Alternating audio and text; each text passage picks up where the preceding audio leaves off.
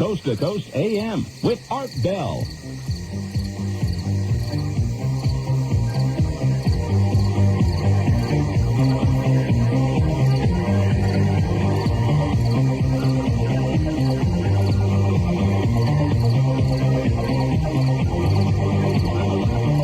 From the high desert and the great American Southwest, the deserts. No pyramids that I know of, but the deserts. I wish you all a great good morning and good evening, depending on your time zone across all these many, from the Tahitian and Hawaiian Islands, east to the Caribbean and the U.S. Virgin Islands, south into South America, north to the pole, worldwide on the internet. And that's getting to be a mouthful. Good morning, this is Coast to Coast AM. I'm Art Bell, as promised. With us this morning is Graham Hancock, author of Fingerprints of the Gods, The Sign and the Seal, and the recent The Message of the Sphinx. I will learn with you this morning, and what a journey it's going to be. Right, here we go. Now, as promised, on his American tour in Chicago in a hotel room where he's probably not going to get very much sleep, here's Graham Hancock. Graham, hi. Hi, good morning to you. Oh, it's so good to hear your voice without the delay that we get when I called you one night in London. Yes, that's right, or one morning as it was in my case, yeah. That's right. Absolutely, we had a bad line that time. Well, listen, it's great to have you on the program, and Richard Hoagland, who I have interviewed many, many times, yes. badgered me as if he had to get you on the program.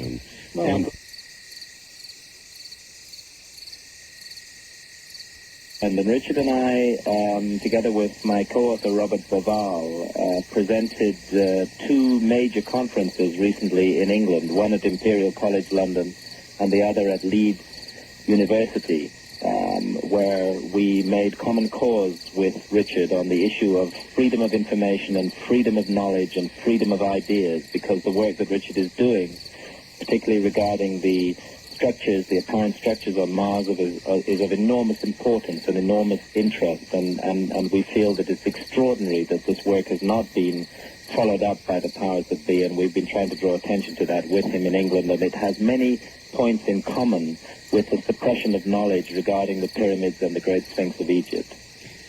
Yes, you and I have common cause. I have done the same thing with Richard, and I guess, Graham, the answer is that a lot of scientific paradigms and careers are challenged by tampering with conventional wisdom. Yes. In those areas. Graham, before we get started, tell us a little bit about Graham Hancock. Not everybody knows. What is your background, Graham? My background, well, how far should we go back? I was born in 1950 in Edinburgh, in Scotland, so I'm 45 years old now. Mm-hmm. I lived in India as a child. My father is a medical doctor, and we lived in southern India. I went to university in the north of England, and I became a journalist and a writer. I worked for The Economist newspaper and wrote regularly for the London Sunday Times and The Guardian and other newspapers. I was deeply interested in Africa and in the events of Africa. I covered the war between Somalia and Ethiopia in 1977 as a war correspondent. I lived in East Africa for several years, in Somalia and in Kenya. I was finally the East Africa correspondent for The Economist, visited Ethiopia many times. And it was through visiting Ethiopia, and at that time with purely an interest in politics and famine and wars and economics, that I came across Ethiopia's extraordinary claim to possess the lost Ark of the Covenant, as in Raiders of the Lost Ark, the biblical ark that supposedly contained the Ten Commandments written by the finger of God. And I discovered that this claim was ridiculed by scholars. They regarded it as laughable and as funny and as a primitive superstition, but the more I looked into it, the more intriguing it seemed to me that it was. Ethiopia is the only country in the world that claims to possess this amazing relic, and there's a living tradition of worship of the Ark of the Covenant in Ethiopia, and there's an indigenous population of Ethiopian Jews who practice a pre-Talmudic Judaism. They seem to have been cut off from the main body of Judaism for thousands of years.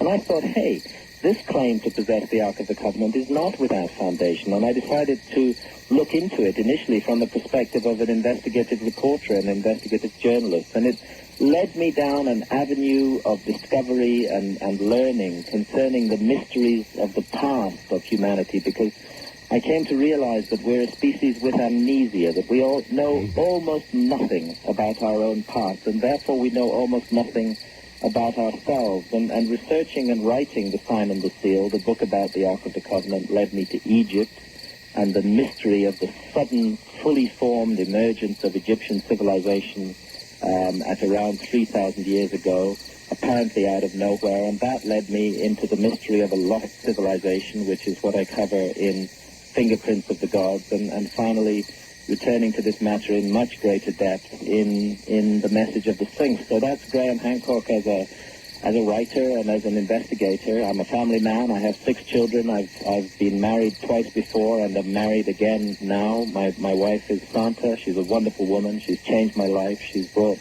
meaning and spirituality into my life, and we pursue this quest for knowledge and learning together. Is it a driven thing with you, Graham? Are you driven to do this? I feel totally caught up and captivated and entranced by the mystery of the past. I feel that there has been a huge forgotten episode in human history, a lost civilization, a chapter in the story of mankind that we have forgotten entirely, and that this lost, forgotten period in our history is unrepresented in the modern world. It has no ambassadors in the modern world. Nobody speaks for the past. Our scholars simply write off the prehistory of mankind as a period of primitive superstition when men lived in caves, and they don't realize the mystery and the magic that lies there. And what I sense is an ancient voice trying to come through to us through the veil of the past, and I have tried to speak for that ancient voice, to give it a voice in the modern world, to allow it to be heard, and to do so with reason and with argument. There's a great deal of wishy-washy material out there in the so-called New Age field where people speculate wildly and have woolly ideas, and this is not going to change the way that people think. The only way that we can change a paradigm, that we can change the fixed and rigid system of ideas, is to fight that system of ideas on its own terms. And that's what I've tried to do in my books, particularly in Fingerprints of the Gods and in the new book, The Message of the Sphinx, is to present solid, reasoned evidence which any person with common sense can see makes sense and which does challenge the existing view of history. Well, there might be some who would say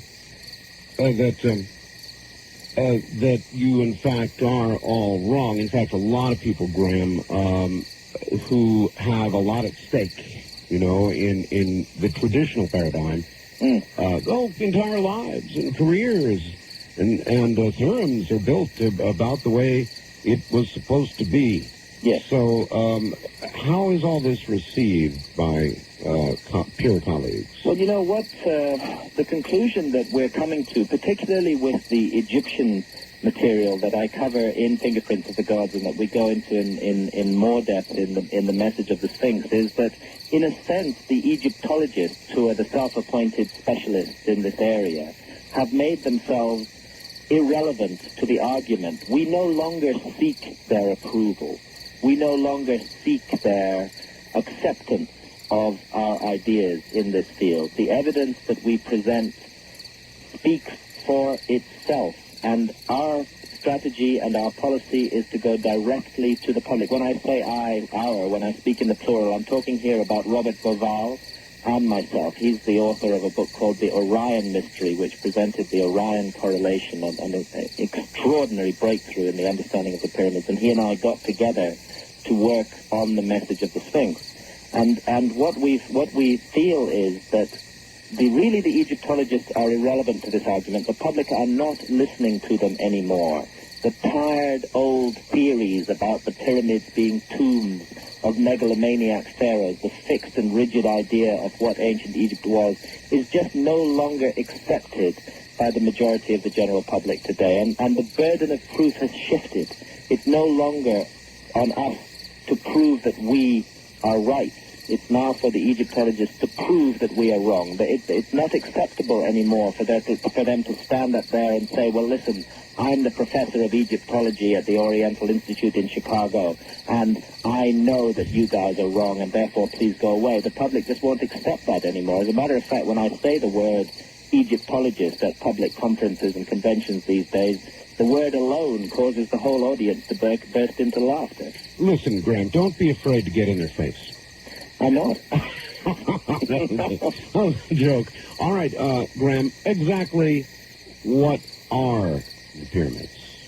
Okay. Let's first of all deal with the Egyptological orthodoxy. They tell us that the three great pyramids of Egypt are the tombs of three megalomaniac pharaohs, Khufu, Khafre, and Menkaure, three pharaohs of the 4th dynasty, who ruled at around the period of 2500 BC. And they say that that's all they are, tombs and tombs only. They say that the Great Sphinx is a monumental statue that was carved to aggrandize the ego of one of those pharaohs, Pharaoh Khafre, and that the face of the Sphinx is carved in his image, and that it was created in 2500 BC.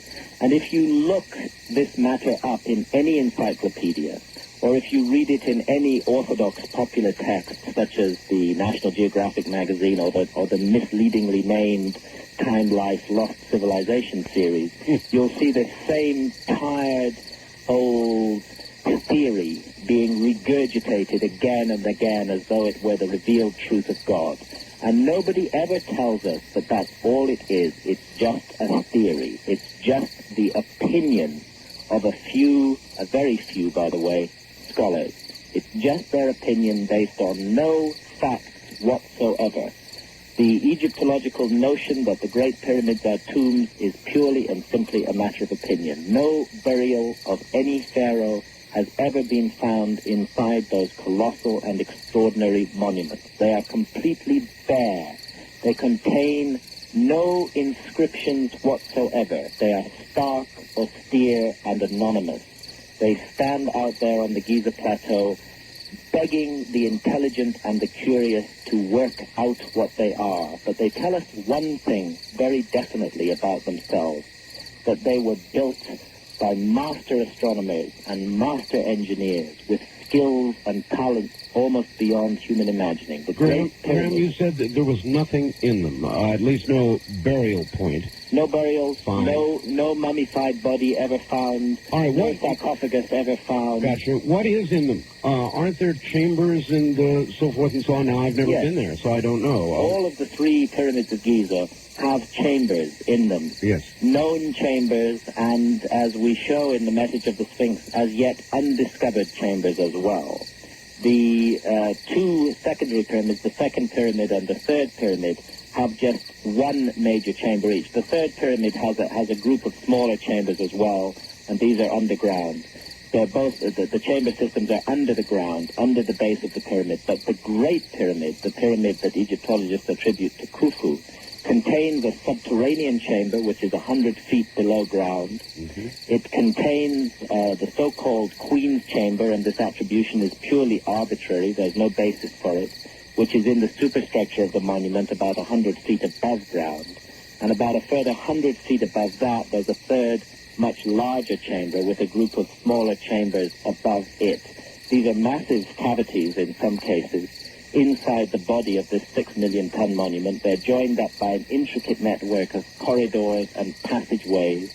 And mysteriously, in the Great Pyramid, there are 4 very narrow shafts, 2 of them from the so-called King's Chamber. These are 8 inches wide and 8 inches high, cut all the way through the body of the monument. They rise at an incline, at an angle, and they exit on the outside of the monument. But the 2 lower shafts from the so-called Queen's Chamber do not exit on the outside of the monument. They stop somewhere inside that vast 6 million ton bulk. And this, the mystery of these shafts is one of the issues that we investigate in the message of the Sphinx, because at the end of one of those shafts, in 1993, after an exploration by a small robotic camera, was discovered a door complete with two metal handles, and an amazing archaeological scandal surrounds what has happened concerning that door and the chamber that lies beyond it, and also a chamber that lies deep beneath the Great Sphinx. Yikes. Aside from when we get down to the very mysterious door and so forth, what use do you suppose all these chambers had? What function, what use? Well, it's going to take us some time to talk this through. This is a deep and mysterious matter, but there's something that I want to draw attention to right now, and that is the precision of the Great Pyramid. Mm-hmm. Remember that this monument is supposed to be the tomb of a megalomaniac pharaoh, right, although no burial was ever found inside it. The Great Pyramid weighs 6 million tons. It has a footprint of just under 14 acres, and it stands more than 450 feet tall. Mysteriously, it is perfectly aligned to true north, south, east, and west. The north-south faces of the Great Pyramid are better aligned to true north and south than the meridian building of the Greenwich Observatory in London. The Greenwich Observatory in London is 9/60ths of a degree off true north. The Great Pyramid, the last surviving wonder of the ancient world, the oldest massive construction on Earth, is just 3/60ths of a single degree off true north. And this tells us beyond any shadow of a doubt that astronomers of astonishing skill and talent were at work in the surveying and setting out of this amazing monument. And this is the first clue as to its function, because it speaks the language of astronomy. And astronomy is a language that can pass and transcend the passage of thousands of years and the change of cultures and symbols. It's a language that any intelligent civilization can decode. If we wish to understand these monuments, we have to look to astronomy. We have to look to the stars. And therein lies the beginning of a trail of clues that leads finally to a conclusion. Graham, at the time the pyramids were built, did mankind have the knowledge to determine very nearly precisely true north? Well, not according to Orthodox history, no. Didn't have the knowledge to do that at all. And also, the question that arises is, when were the pyramids built? Orthodox Egyptologists say that the pyramids were built in 2500 BC. But that, again, is a statement of opinion. These monuments are made of stone, and you cannot date stone monuments by any objective technique. Carbon dating only dates organic material. Right. Therefore, you need to look to other sciences to put a dating on these monuments. And we think that the story of these monuments, the chronology of these monuments, is extremely different to the chronology presented by Egyptologists. And that although the period of 2500 BC does figure in their story, it's only part of their story, and that the origins and the genesis of this amazing site go back to 10,500 BC, 12,500 years ago, the end of the last ice age, when very strange things were happening on this planet, a time of mystery and darkness about which very little is known. And the evidence that links the three Great Pyramids and the Great Sphinx to the date of 10,500 BC is astonishingly strong. And we present that evidence in the new book, in The Message of the Sphinx. Well, I'd talk a little bit about that evidence, because if you cannot date to 2500 BC, how can you date to almost 10,000 years, even earlier than now? Through two precise sciences. One is astronomy, and the other is geology.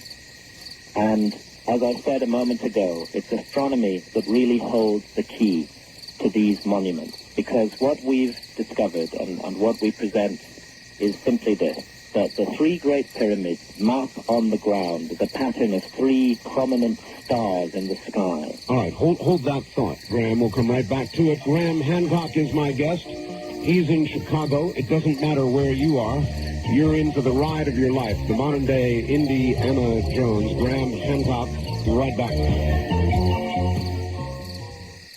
Chicago, Graham Hancock. Graham, where were we?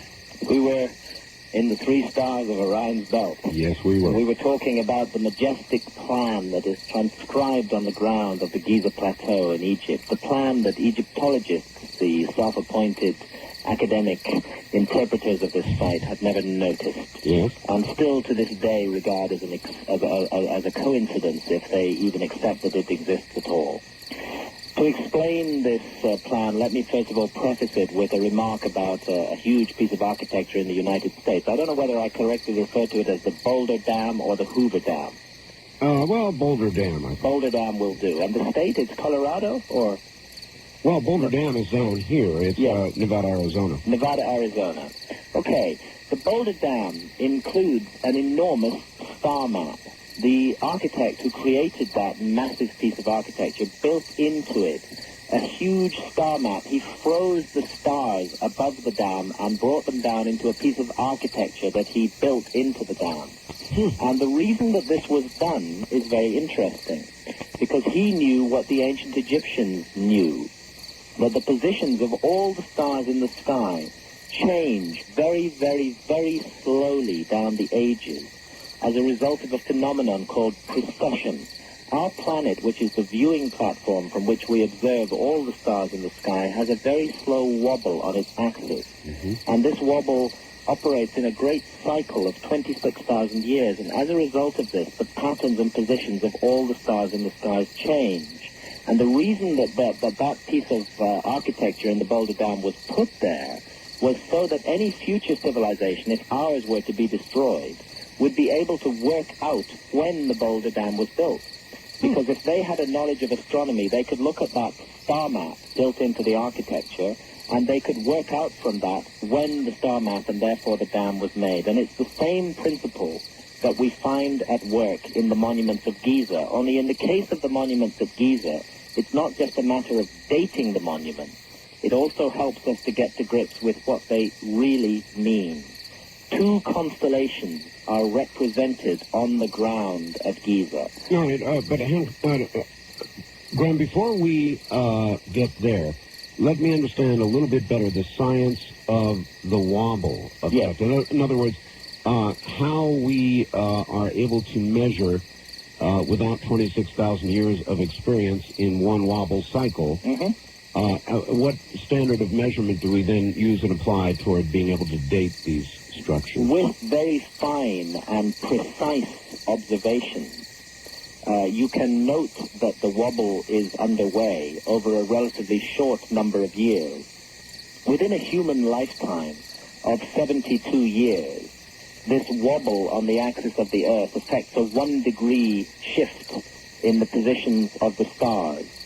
Ancient cultures particularly observed it at the spring equinox. Now, the spring equinox is the time of the year when night and day are of exactly equal length, and it falls in our epoch on the 21st of March.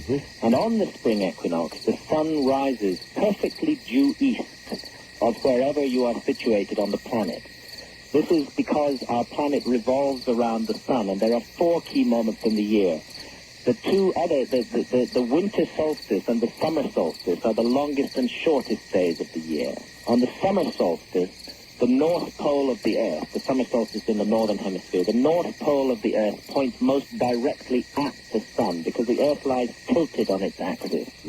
And on the winter solstice, the shortest day of the year, the 21st of December, the north pole of the Earth points most directly away from the sun. But at the equinoxes, spring and autumn equinoxes, the Earth lies broadside on to the sun in its orbit. Then one could almost make a structure with a tiny pinpoint hole in it, and on the precise time of the precise day, measure the point where the sun hits?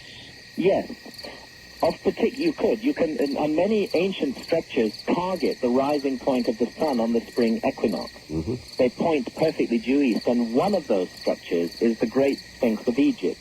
The Great Sphinx of Egypt is targeted perfectly due east. Its gaze sights the rising sun on the spring equinox. In the New World, if you go to Chichen Itza in the Yucatan, you will find an enormous pyramid, the Pyramid of Kukulkan, which was one of the names of Quetzalcoatl. I went into this at some length in my previous book, Fingerprints of the Gods. And this wonderful step pyramid at Chichen Itza is also an equinoctial marker because it is so set that on the day of the spring equinox, a wonderful effect of light and shadow is created, and a gigantic feathered serpent, which was the symbol of the civilizing deity Quetzalcoatl, is seen to undulate up and down the staircase of the pyramid. And therefore, even if you've lost touch with your calendar system, if there's been some great cataclysm and you've forgotten how to calculate your calendar, that monument will tell you when the spring equinox has occurred, and so also will the Sphinx. When the sun rises in direct alignment with the gaze of the Sphinx, it's the spring equinox. Now, for the ancients, they weren't just interested in the position that the sun rises along the horizon and it slowly changes north of east at the summer solstice, south of east at the winter solstice, perfectly due east at the spring equinox. They were also interested in the constellation, the group of stars that lay behind the sun at dawn on the spring equinox. It's a wonderful, marvelous, magical coincidence of our cosmic environment that 12 great constellations lie in the plane of the Earth's orbit around the sun, and these are the 12 constellations of the zodiac. Everybody knows about the zodiac. We all look at our horoscope every day. So there are many points of measurement, not just one. No. This is a very complex machine that we're looking at here. Think of it as a great clock, a great celestial clock operating in the heavens that we can tune into to find out where we're located in time. The point is this: because these 12 zodiacal constellations lie in the plane of the Earth's orbit around the sun, it means that the sun will rise against the background of one of these constellations on the spring equinox. Right. The sun lies between the Earth and that constellation, and as the Earth rotates towards the sun, we see the sun rising against the background of that distant constellation. And for the ancients, the constellation that lay behind the sun on the spring equinox was considered to mark the age. That's why everybody's familiar with the notion of a new age and the notion of the dawning of the age of Aquarius.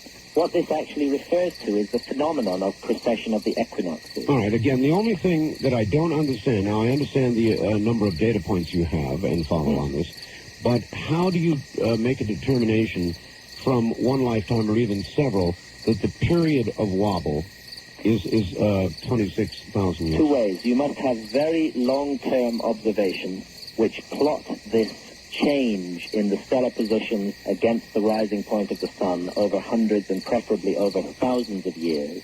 And those observations must be meticulously recorded and kept. Have we done that? And yes, we do it now, and we've been doing it certainly since the time of the Greeks. But the evidence that we present in our books, in Fingerprints of the Gods and The Message of the Sphinx, compellingly suggests that the ancient Egyptians were doing it and that they inherited this knowledge from an earlier lost civilization, that the whole knowledge of the precession is one of the most ancient sciences of mankind, and we find the values, the numbers that relate to this astronomical phenomenon recorded in the oldest myths of mankind. There were two great scholars, Giorgio de Santillana and Hertha von Deschent, who wrote a wonderful book in the 1960s called Hamlet's Mill. And Giorgio de Santillana was no lightweight. He was professor of the history of science at the Massachusetts Institute of Technology. But because the idea he put forward was so much at variance with orthodox scientific view, his work was never adopted by the scientific community. But what he argued, quite simply, was that precise, accurate measurements of the rate of the precession of the equinoxes were encoded in the most ancient myths of mankind. And curiously, these are all cataclysm myths. They're all myths that relate to the recurrent destructions of civilizations and of the earth, and of a recurrent flood and a huge global earthquake that strikes the planet. And incorporated in these myths are precise values for the rate of precession as good as our best astronomers can calculate today, a series of numbers that only make sense as references to the precession of the equinoxes and that are linked in these myths with astronomical symbolism of great intensity and cleverness. So there's powerful evidence in ancient myths that some ancient people, as yet unidentified by history, were observing this phenomenon as accurately and precisely as our scientists do today. And this evidence is also encoded in monuments all around the world, including the monuments of Egypt. And they speak to us in the language of precession. They speak to us in the language of precession, and they use it to draw our attention to a particular time, to the positions and the exact patterns of the stars of two constellations, the constellation of Leo and the constellation of Orion, at a particular time, very distant in the past, and that time is 10,500 BC. All right. Well, that's a lot of good scientific basis for saying what you say. What do the traditionalists do with that? Do they just dismiss it? Do they say interesting? How do they respond? Well, first of all, you have to understand that Egyptologists are astronomically illiterate. Egyptology is a discipline that focuses on the dust at their feet, and they seek to evaluate Egyptian civilization by what they can dig out of the earth, by artifacts pulled out of the ground. And if it hasn't come out of the ground, then it doesn't fit in with their method of doing research, and therefore they ignore it. Do not look at the stars, and they do not look at the skies. And this is very strange, because the ancient Egyptians themselves were avid star watchers, and their entire religion was focused around astronomy.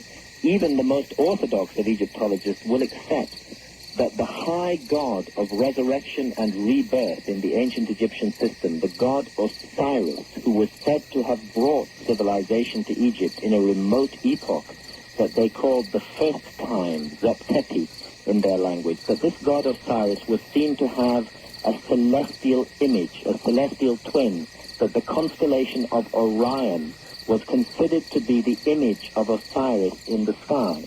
This is well known and well accepted, and yet Egyptologists have never considered the implication of it. And those implications are there staring us in the face in 15 million tons of pyramids standing on the Giza Plateau in exactly the pattern of the three stars of Orion's belt as they looked, and only as they looked, in 10,500 BC. All right, Graham, then the charge you're making is that our modern science is insufficiently, by comparison, integrated. It is a science that is overly specialized. Yes. Egyptology makes the arrogant claim to be the sole body of knowledge capable of interpreting ancient Egyptian civilization to the modern world. And yet it is a body of knowledge, it's a system of knowledge that relies only on one method of investigation. Egyptologists do not use astronomy, and neither do they use geology. And geology is an important science when it comes to dating a very ancient site. But I would have imagined that you would have tried to grab one of them and integrate and show him what you know and get his reaction. No, again, we have tried to do that, and we've now got to the point where, in fact, we got to the point quite some time ago, where we feel that it is pointless to do that. Because you can present this information again and again and again to Egyptologists, and they'll say, we're sorry, this does not coincide with what we know, therefore it must be wrong. Egyptology must be one of the few sciences in which, when new facts appear which challenge the prevailing theory, instead of the theory being changed, the facts are rejected. This is the way that Egyptologists do business, and this is what has happened in this case. But we're dealing here with an extraordinarily clever ancient people who went to great lengths to pass knowledge about themselves down to the future. And they used the language of the stars and the language of this phenomenon of precession so carefully and so cleverly that there can be no mistake about it. And I've presented this information, Robert Boval has presented this information, jointly we've presented this information to thousands of people, ordinary people, people like you and I, and they look at the information and their common sense tells them this has to be right. And that's why the name Egyptologist these days raises a giggle rather than a serious response, because the Egyptologists are still insisting that all of this is coincidence. And we'll lay out during the course of this evening the evidence that supports why this is not a coincidence and why it provides the key to a deep and mysterious secret of the past of humanity. Suppose I were a modern contractor and some very rich entity in Egypt came to me and said, I want to build this pyramid. And he gave me the design for one of the great pyramids. As a contractor, could I do it? I don't think so. My co-author, Robert Boval, is a construction engineer. This was one of the reasons we teamed up, because we're able to bring different skills to bear on this problem. Robert is a construction engineer by training. He spent 20 years building enormous buildings in the Middle East. And his background was specifically as a setting-out engineer. And Robert, therefore, has looked in depth into the construction aspects of the Great Pyramid from a professional point of view. You know, Egyptologists have the view that the pyramid was built by teams of men hauling blocks of stone up ramps. Yes. And that's the view that is presented in all the popular texts as though it were a fact. Again, there is no evidence for that view whatsoever. It's a simple fact of construction that human labor cannot haul blocks of stone weighing tens of tons each, and some of the blocks in the pyramid weigh more than 70 tons, and there are blocks in neighboring temples that weigh more than 200 tons. That human labor simply cannot haul blocks of stone up a ramp that has an incline steeper than 1 in 10. And to take a 1 in 10 ramp to the top of a 450-foot tall structure requires a ramp almost 1 mile in length, involving about 5 times as much material as is used in the Great Pyramid itself. Wow. And that material is to be found nowhere around the flat desert plateau on which the pyramids stand. And furthermore, the ramp itself would have had to have been made of blocks of stone as solid as those are used in the pyramid, otherwise it would have collapsed under its own weight. There's a great mystery regarding the construction of these monuments. In fact, Robert and I have put out a suggestion through various construction engineering journals in Britain to get a team of people together to try to really puzzle out how these monuments were built. We feel we have to dispense entirely with this Egyptological nonsense about slaves and gangs of men drawing blocks of stone up ramps a mile long, and we feel we have to look into this problem very seriously. I've climbed the Great Pyramid 3 times. It's illegal to climb it, but certain arrangements can be made, and I've climbed it 3 times, and on one of those occasions, which happened just after a great festival that was taking place in Egypt in 1995, the so-called the Eid that follows the holy month of Ramadan. There were 30,000 citizens of Cairo on the Giza Plateau having a picnic. They were having a holiday. And 200 or 300 of them decided to climb the Great Pyramid, even though the guards didn't want to do that. And myself and my wife's aunt had joined those climbers, and we climbed the Great Pyramid in broad daylight illegally, with a lot of Egyptians also climbing it. And we discovered something very interesting. Don't they frown on that? Well, they do frown on it, and they said it was forbidden, but since hundreds of other people were doing it, it seemed a reasonable proposition for us to do it. Mm-hmm. And the interesting thing was this, that the climb itself is physically dangerous. I've climbed it on 2 other occasions when we climbed it alone without other people climbing it, and that was dangerous enough. But to climb it when hundreds of other people are climbing it is astonishingly dangerous. And the biggest danger of all is the other people who are passing you going up and down on the monument. Domino effect. A domino effect. You can literally get knocked off, and if you fall off this monument, then you're going to go all the way down to the bottom, and you're going to die, and it's going to be very, very messy, strawberry jam. And the situation that I started to wonder about was this. The Egyptological scenario sees thousands of men swarming all over this monument. I've seen the movies. Yeah. Transporting blocks of stone weighing 2.5 tons each minimum. That's the lowest weight of a block of stone on the pyramid. Now, 2.5 tons is approximately, 4 family-sized automobiles in weight. Big, yeah. And the Egyptological view is that hundreds or thousands of men are gaily swarming all over the pyramid, hauling these blocks up and down. Well, when you I can tell you it's not possible. You can't even walk up and down it safely with just a couple of hundred people. Well, you can tell me that. When you tell them that when I tell them that, they ignore it. This is why we feel that the Egyptological establishment has to be bypassed, that it is no longer relevant to this debate. It has shown that it is not intellectually competent to deal with the staggering challenges that these monuments represent. And as we show in the message of the Sphinx, Egyptology is also a deeply corrupt and dishonest discipline, which has been involved in most peculiar scams and scandals at the pyramids over the last 20 years, and which has not been honest with the public about certain matters that are taking place there, which has kept silent while the Sphinx and the 3 Great Pyramids have been hijacked by 2 powerful multimillionaires. I take it you don't speak often at Egyptology conventions.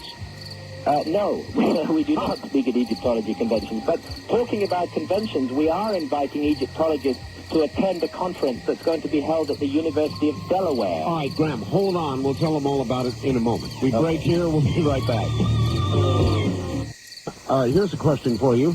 Regarding the stones, which I think you've adequately shown could not be hauled up today intact, what about the theory that the stones instead were poured in place?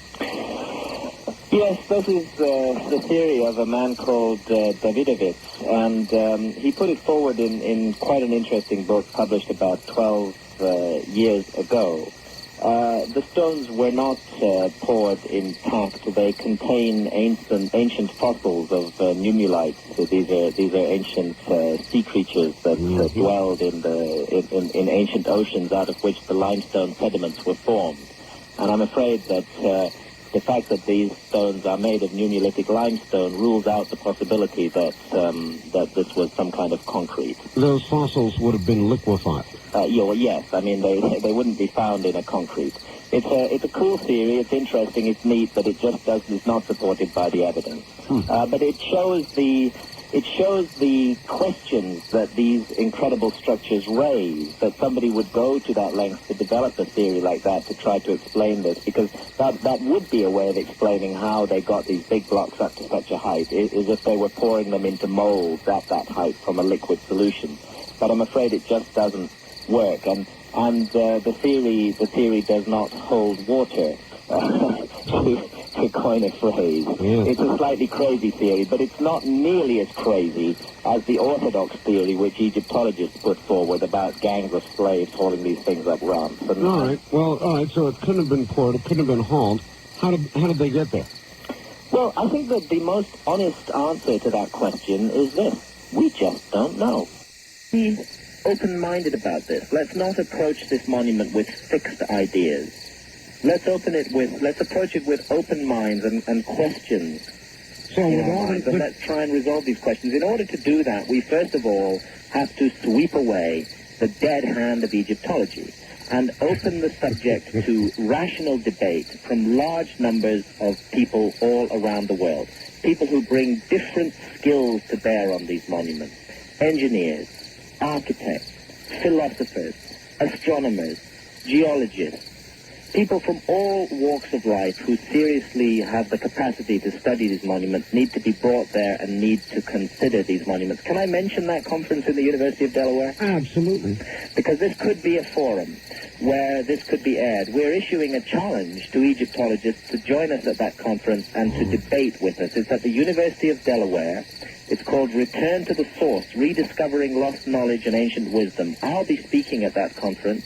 So will John Anthony West, the most courageous and far-sighted American who's been working on the problem of the age of the Sphinx for the last 20 years. So will Professor Robert Schoch of Boston University, whose geological studies have shown that the Sphinx is thousands of years older than Egyptologists think it is. So will Robert Bauval.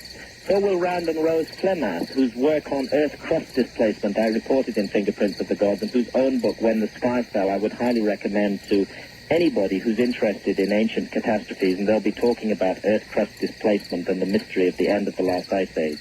So will Colin Wilson from England, and many other independent thinkers who are working on the path of mankind. And this conference is taking place at the University of Delaware, 27, 28, and 29 September. And I can give out two numbers that people can call if they're interested in attending that conference. Well, give them a little incentive. If I were an Egyptologist out there this morning, I'm not sure that I would walk into the arena you just described for fear of being ganged up on. Well, we would like a gang of Egyptologists. Well, all right, but even if just dozens of them to come. Graham, even if just one shows up, will he get a good fair debate? Oh yes, very much so. We feel that fair debate is very important because we don't claim what they claim. We don't claim to be the sole source of knowledge on this subject.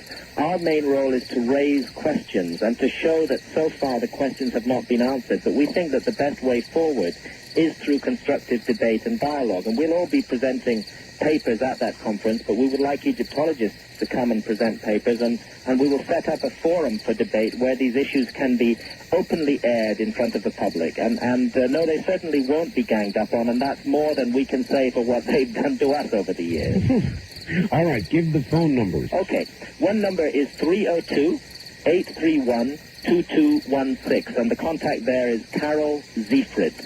That's 302-831-2216. Contact Carol Ziefred, or else speak to Barbara Keller on 609-965-3657. I'll repeat, Barbara Keller on 609-965-3657. And this is for the conference at the University of Delaware between 27 and 29 September this year.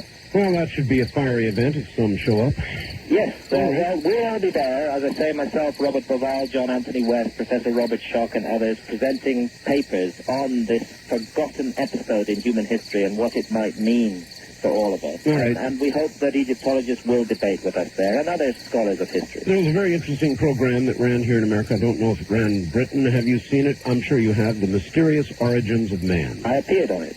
Well, that's right. You did. I was most of the last half of that program. I was the guy that they filmed walking around in Stonehenge. That's right. And then they did a long interview with me. That was about the theme of my book, Fingerprints of the Gods. Yes. Well, which explored the possibility of a lost civilization all around the world. Yes, it was an excellent program, and interestingly enough, Bill Coty, who made that program, was deluged with hate mail by established academics. In fact, there was a campaign to try to get that program pulled off the air. I mean, America, I was always told, was supposed to be the home of freedom of speech. But when I read this ream of hate mail, which piles up about 3 feet tall, I suddenly realized that there's a whole movement in this country that does not want people to speak out. Was it aired in Britain?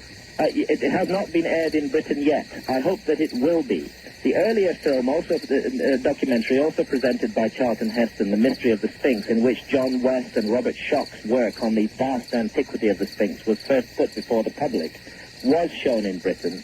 They did a recut and re-edited version, and they added some new material to it, which, by the way, entirely supported the findings on the geology of the Sphinx. Well, among the many findings in Mysterious Origins, there was the theory that the continents on the world have shifted, and what is the Arctic or Antarctic then becomes something else. That's right. This is the theory of Earth crust displacement, and as I say, I would mention Randon Rose Flemath's book, When the Sky Fell, which is excellent work on that theory, and I also cover it at length in Fingerprints of the Gods. The theory was first developed by an American academic, an American historian of science called Professor Charles Hapgood, back in the early 1950s. And Charles Hapgood was supported at the time, and this is very important, as to the physics of his theory of Earth crust displacement by no less a figure than Albert Einstein. And Albert Einstein was a man who knew his physics. All right, give us the short version. Okay, the short version is this. We've all heard of continental drift. We've all heard of plate tectonics. We all now know that the continents of the Earth move around on the surface of the Earth very, very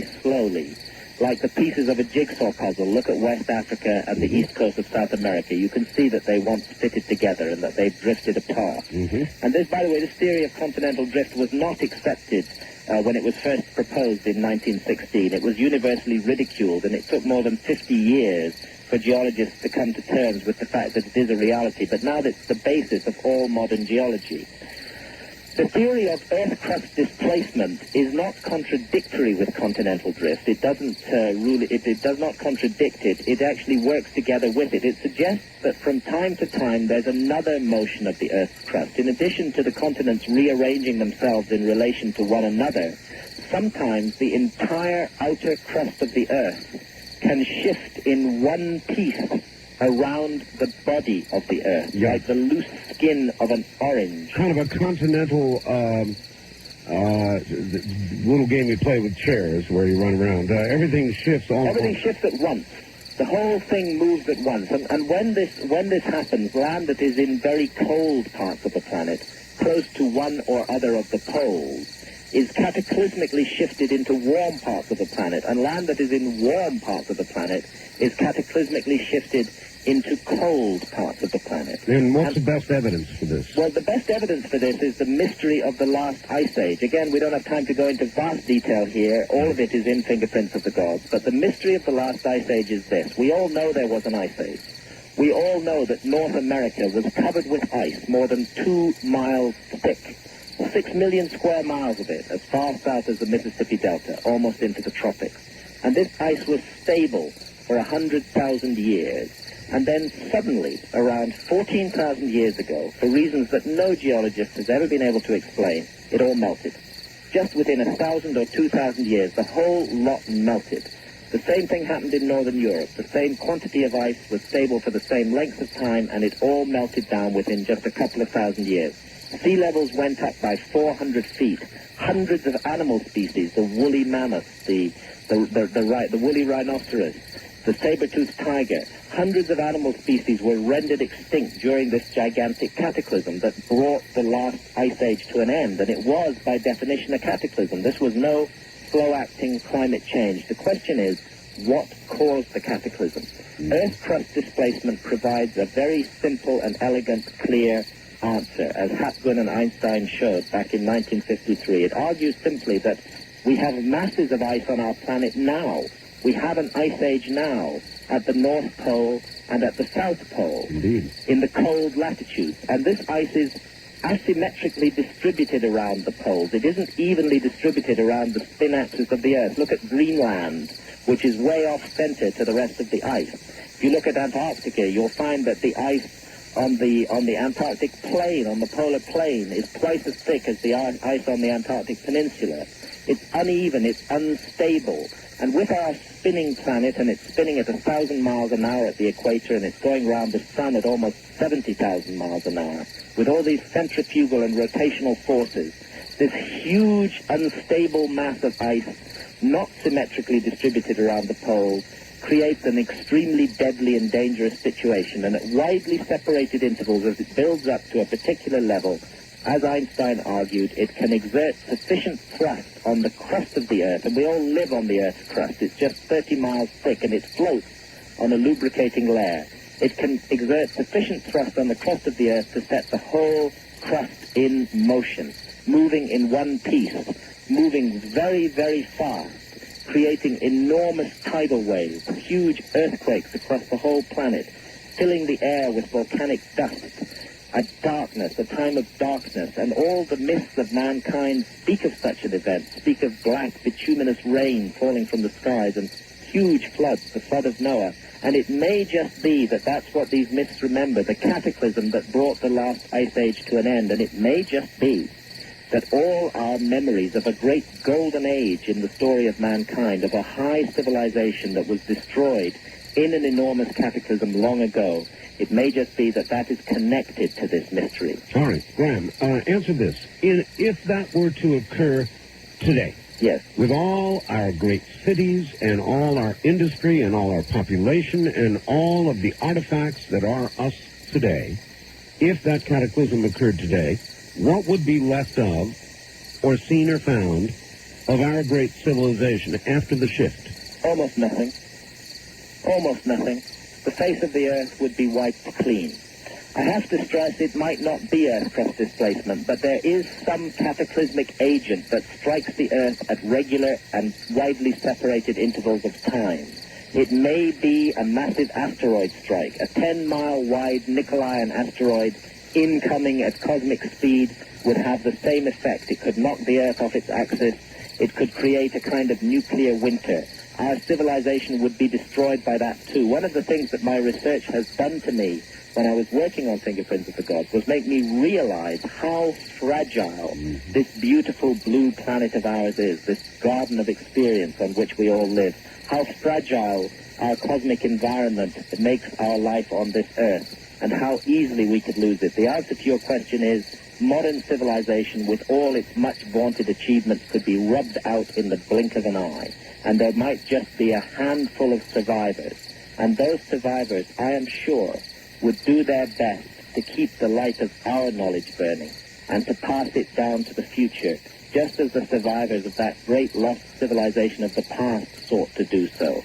And I think that that's what we're seeing in the pyramids and the Sphinx of Giza, a memory device containing a time capsule of knowledge from a lost civilization of long, long ago, knowledge and wisdom that may be of vital importance to us today. Behind that door in the Sphinx, does the library of that knowledge lie? I think there is extraordinarily powerful evidence to suggest that this is so.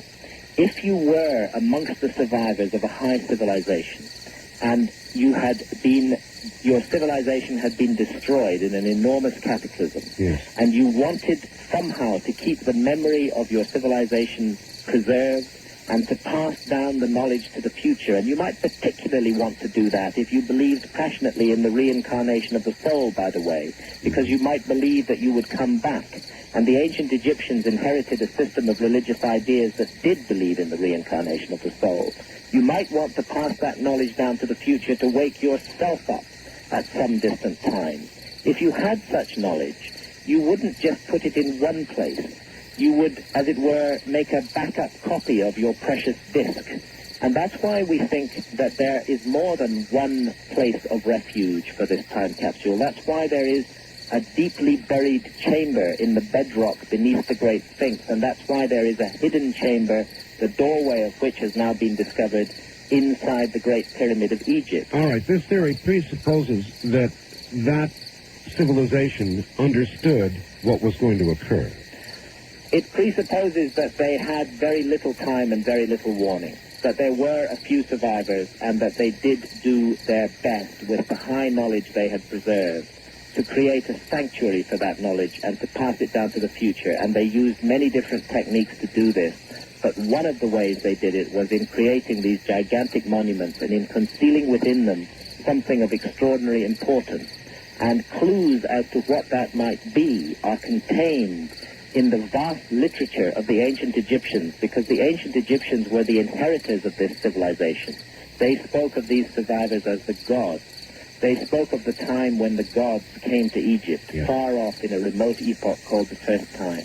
The god of Cyrus, the god of resurrection and rebirth, the god of Thoth, the god of high magic and wisdom, the goddess Isis, resurrection and rebirth, the god of Thoth, the god of high magic and wisdom, the goddess Isis, Horus, the gods who came to Egypt bringing a knowledge of the divine origin of civilization with them and an understanding of how to live, of what life really means.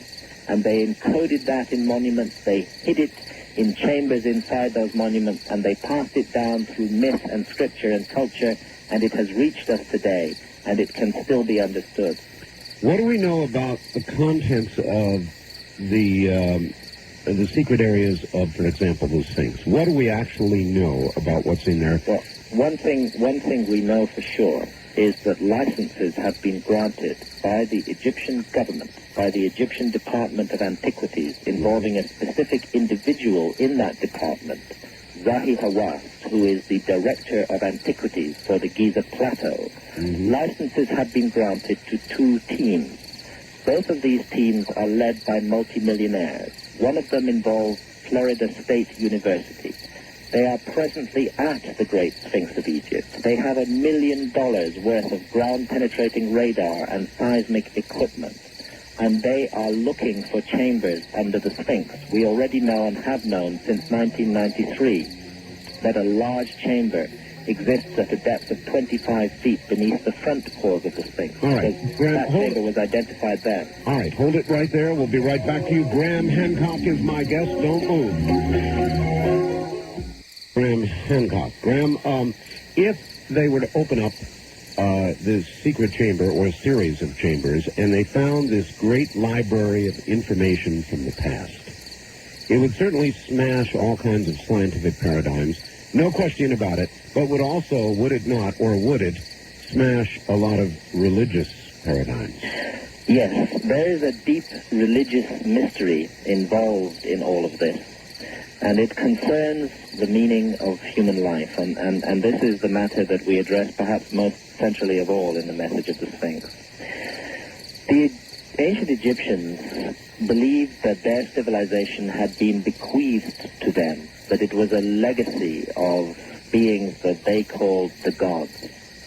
And the ancient Egyptians believed passionately in life after death. Indeed, for 3,000 years, they devoted their best minds to the consideration of no other issue than the issue of whether or not human consciousness survives death. And they believed that there was a way of living, a certain way of living in balance with the universe, which they called the law of Ma'at, the law of universal justice and cosmic harmony, which it was necessary for us to follow if we were to attain life after death. They believed that the soul was the immortal essence, and that the soul had been plunged into the material envelope, into the material form of the body, in order to undergo certain experiences that could only be had in the form of a human body. And indeed, they believed that a human body was a precious gift for the soul,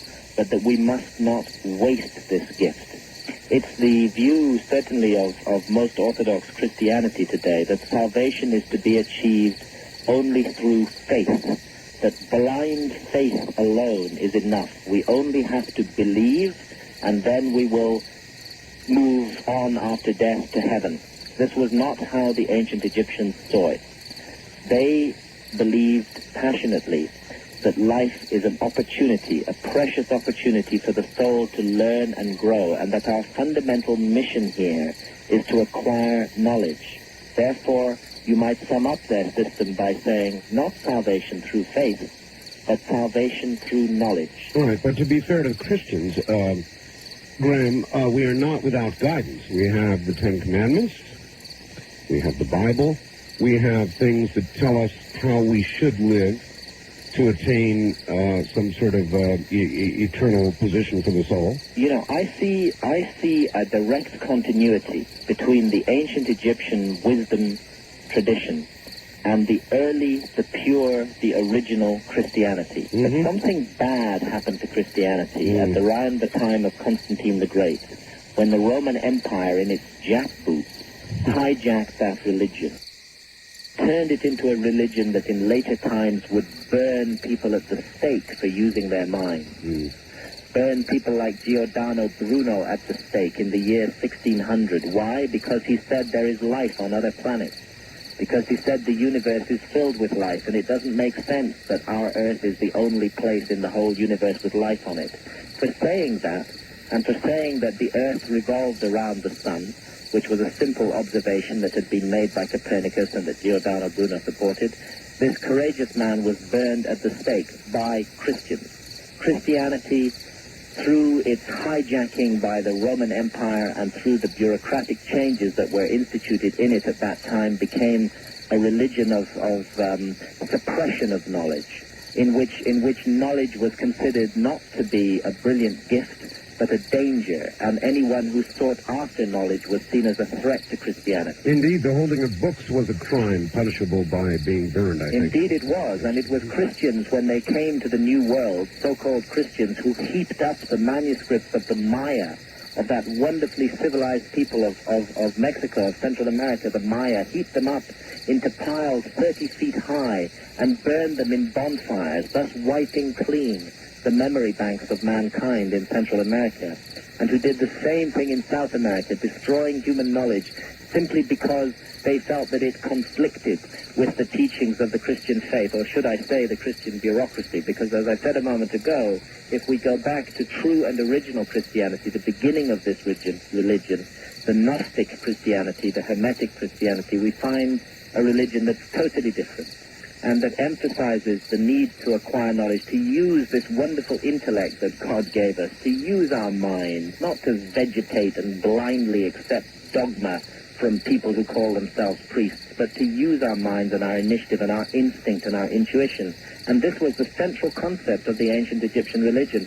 The ancient Egyptians spoke of the equipped spirit, that the purpose of life was to perfect the soul, to perfect consciousness, to become an equipped spirit, and that the equipped spirit would then have the ability to navigate eternity, freely, like a bird. All right, wonderful. So suppose these millionaires, with all their equipment, and then Graham Hancock and others, go over there and begin to acquire this knowledge. Wouldn't the religious capitals and power centers of the world, if not burning you at the stake, Graham, do so in sort of a modern way? In other words, that knowledge would never, ever see the light of day. I'll answer that question in a moment. I want to say something a little further first, which is it's important that listeners understand about this ancient Egyptian religious system, and about why it offers something of extraordinary importance to the modern world, and about why indeed it would be suppressed by the powers that be. The ancient Egyptians spoke of a special region of the sky, and they called that region of the sky the Duat. It's spelled D-U-A-T when you transcribe it into our alphabet. And this region of the sky consisted of two principal constellations, the constellation of Leo, which I spoke of earlier, correct, and the constellation of Orion, which I spoke of earlier.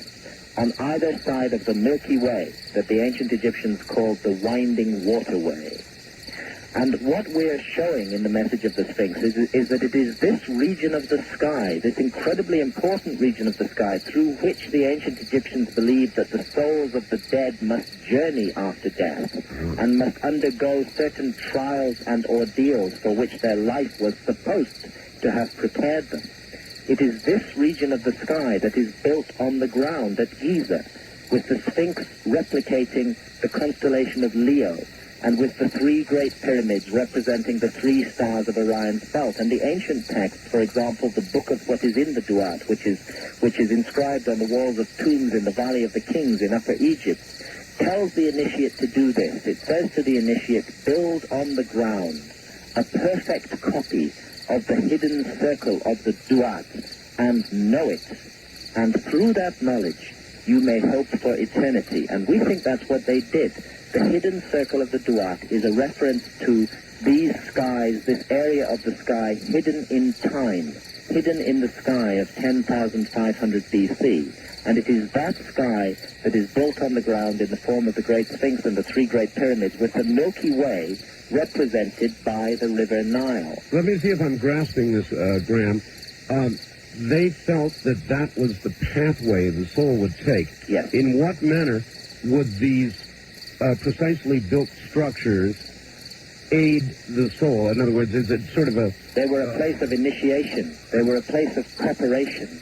They were a place in which the individual, the initiate, was immersed in darkness, in an underground labyrinth of corridors and passageways, to find his way, or her way, finally, to a place where an experience, where an encounter with a physical object, with physical records, with the books of the wisdom God's thought, as all the ancient texts tell us, an encounter would take place, and there knowledge would be revealed to the initiate that would be the knowledge necessary to pass safely through the Duat after death. In other words, the ancient Egyptians believed that on death, unless one were properly prepared, the soul confronted a moment of terror and confusion and disorientation. And what they sought to do through the course of their lives was to prepare themselves for that moment so that they would be alert and awake and aware and ready to confront the challenges and the judgment that took place in the Duat. Because these were a people who believed that there was a reckoning and that everything we do in life is counted up, and that at the end of life, as we journey through the Duat, we confront that reckoning in a scene that appears painted on tomb walls that is called the judgment scene. But when you translate the ancient Egyptian text exactly, they called this scene the weighing of words. And what you see is the soul in the judgment hall of Osiris, in one of these divisions of this strange parallel universe called the Duat. And there the soul confronts a great scale. And on the scales in one pan is weighed the heart of the soul, which symbolizes its immortal essence. And on the other is weighed the feather of truth. And the feather of truth must balance the heart. And if the heart is heavy with sin, or if the individual has wasted his or her life and never used it to accumulate experience and overcome challenges and difficulties, but just idled life away, yes, then the individual would face what they called the second death. And this was the ultimate end.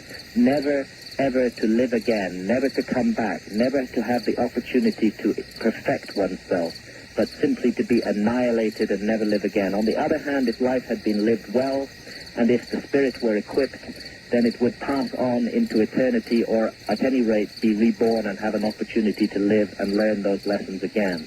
And the system of monuments on the Giza Plateau, we have no doubt, we set out the evidence in depth in the message of the Sphinx, but the system of monuments on the Giza Plateau was built to reflect the skies of 10,500 BC, to reflect the Duat region of the sky, to be a place of preparation and initiation, and to encapsulate and encode the knowledge of divine origin and the meaning of life that the gods brought to Egypt, as all the ancient Egyptian texts tell us.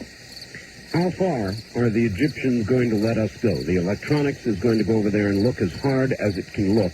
What about us going in? Well, the biggest problem is human nature itself, and the biggest problem is the motive of the individuals who are presently working at this site. This story goes back to 1991 in its most recent incarnation, when John Anthony West, a very courageous man, for 20 years, John West has been trying to draw the attention of Egyptologists to the anomalous weathering patterns on the Sphinx, to the fact that the Sphinx was clearly exposed to thousands of years of heavy rainfall after it was carved. Finally, in 1991, he got Professor Robert Schoch of Boston University, a leading geologist, to join him, and subsequently their findings have been supported by hundreds of geologists around the world that the Sphinx is vastly older than 2500 BC because it was carved when the Sahara Desert was still green at the end of the last ice age around 12,000 years ago. But that team also conducted seismic surveys around the Sphinx, and their seismic equipment identified a large, perfectly rectangular chamber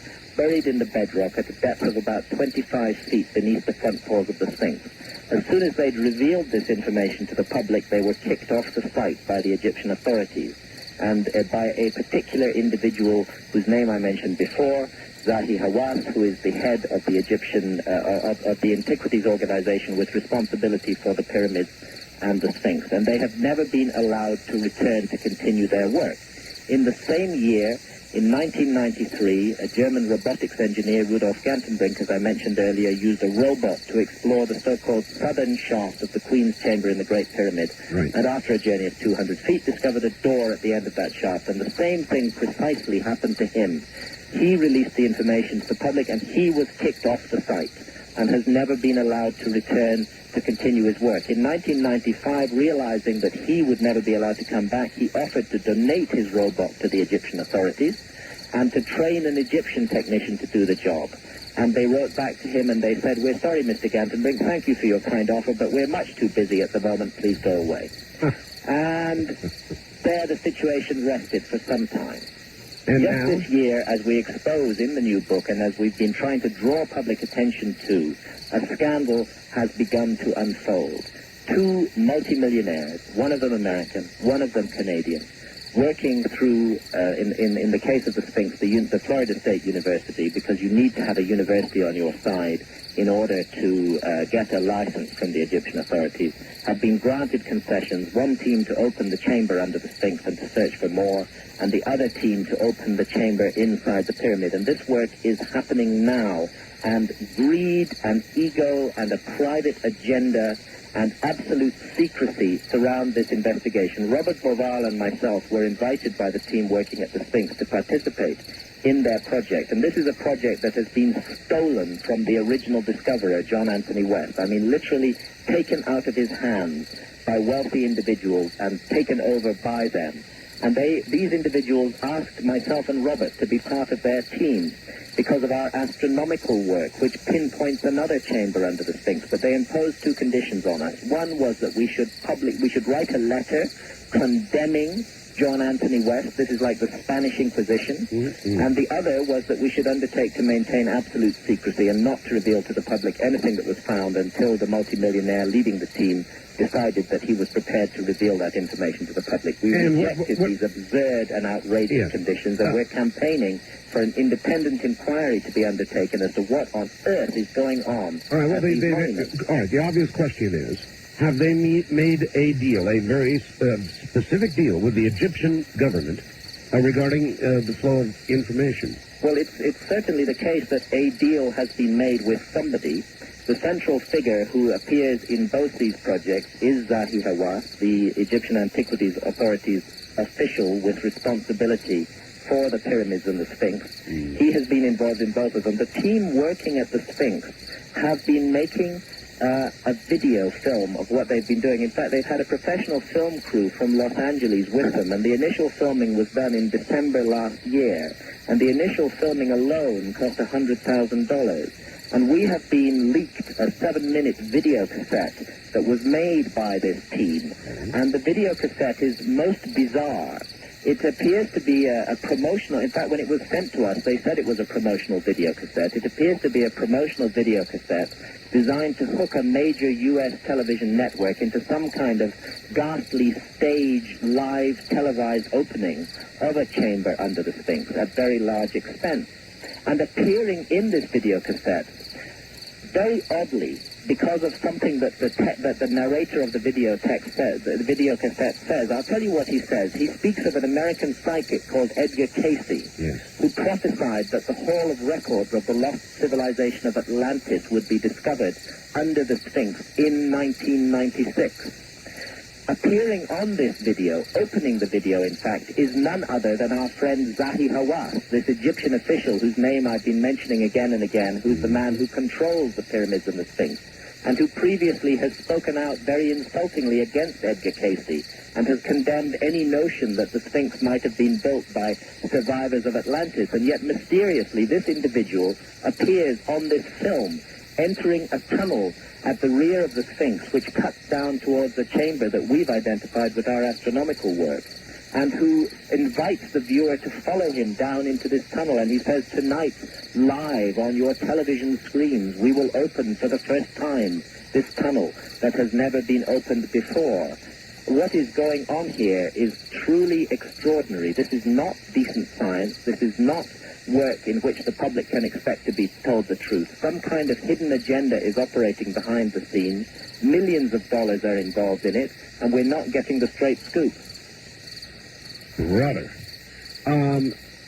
So you think there is a very public avenue they're going to follow altogether, too public and not scientific enough, and a very private and separate agenda? Yes. The public avenue will come when it suits them to go public with the information. And in the meantime, they have absolute control and absolute secrecy over everything that they are doing. And what concerns us about this is whether, when they do finally choose to reveal information to the public, anything will be believed at all. The way that this research should be done from the beginning is under full public scrutiny, with no secrecy. It should be done completely out in the open, because these monuments are a legacy of mankind. And to have this secrecy going on, to have people being actually sworn to secrecy and not allowed to speak to anybody about what's happening there, the team who are working at the Sphinx have now been instructed not to speak to me or to Robert Bauval or John Anthony West or any of the others of us who are investigating this matter. To have this kind of secrecy going on, and yet at the same time to have some kind of carnival event being arranged for television in the next few months. I think I get the picture, Graham. Hold on. We'll be right back to you. My guest is Graham Hancock. He'll be right back. This is CBC. We have been carefully laying out the science and the theory behind the incredible structures known as the pyramids and, of course, the Sphinx. And we're going to talk a little bit about the Ark of the Covenant as well. But I've got a sort of overall question for you, Graham, and we do have to get to the phones eventually here, and that question is, were they to open this up and there was no interference, no secret deals, and we got the knowledge as it came out, what do you imagine, Graham, what do you imagine is in that material? Hundreds of references that have come down to us in known Egyptian texts, in the ancient Egyptian Book of the Dead, in the so-called pyramid texts that were carved on the walls of later pyramids, not the pyramids of Giza, but pyramids from about 2,300 BC at Saqqara, south of Giza, the Book of what is in the Duat, the coffin texts, and others of these amazing ancient Egyptian funerary and rebirth texts. Tell us what will be found there. They tell us that it's an extraordinary secret, that it concerns the wisdom of the gods Thoth and Osiris. And Thoth was the god of high magic and wisdom. They called him the counter of the stars. He was known in later times by the Greeks as Hermes. And the tradition passes down from the earliest times in ancient Egypt up to the present day, a tradition that was somehow picked out of the ether by that American psychic Edgar Cayce, who spoke of the Hall of Records of Atlantis concealed under the Sphinx. And I've been speaking, by the way, of this American multimillionaire who's financing this so-called project at the Sphinx at the moment involving Florida State University. I have to tell you that this individual is a life member of the Association of Research and Enlightenment, which is the Edgar Cayce organization. And while I want to stress that I regard Edgar Cayce with the highest respect, and also the Association for Research and Enlightenment with the highest respect, But that doesn't mean that, like any other organization, it doesn't have a few members who are loose cannons, particularly if they've got $100 million in the bank. This Edgar Cayce, I'm going to tell you what the Egyptian texts tell us is in those chambers, but I need to just give a bit more background first. All right. This Edgar Cayce organization, the Association for Research and Enlightenment, is a psychic organization, and normally Egyptologists and psychics mix about as well as polecats and chickens. Egyptologists deride psychics and they insult them and they claim that they're cranks and kooks and all of that kind of stuff.